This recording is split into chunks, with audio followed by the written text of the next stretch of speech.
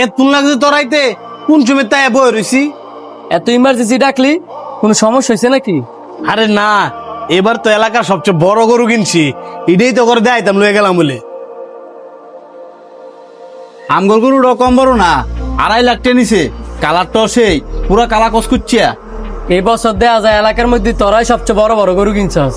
কিনতাম না, প্রতি বছরই তো এলাকার মধ্যে কুরবানি গরু লয়ে প্রতিযোগিতা চলে, কেডা কত বড় গরু কিনতারে।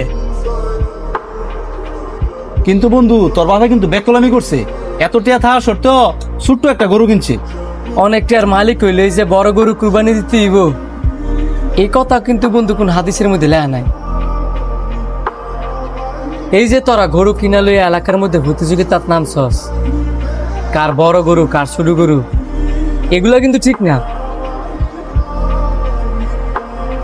এই যে এরা ছাগল কুরবানি দিতেছে আর তোরা বড় বড় গরু কুরবানি দিতেছস। এখন তোরা বড় বড় গরু কুরবানি দিতেছিস দেখে কি বেশি সব পাবি, আর হ্যাঁ ছাগল কুরবানি দিতেছে দেখে কি কম সব পাইব?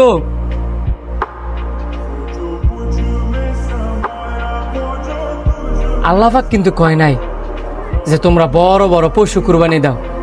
আল্লাহ পাক কইছে সুন্দর এবং সুস্থ পশু সঠিক নিয়মে আল্লাহর রাস্তায় কুরবানি দাও। দেখ, পশু কুরবানি দেয় হচ্ছে আল্লাহ তাআলার সন্তুষ্ট করবার লিগা।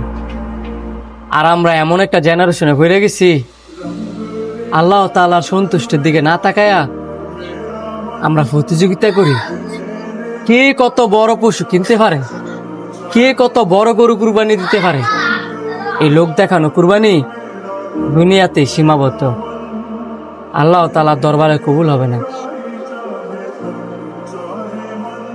আমাদের সবার এটা চিন্তা করা উচিত, পশু ছোট হোক কিংবা বড় হোক, আমাদের কুরবানি আল্লাহ তাআলার দরবারে কবুল হবে কিনা।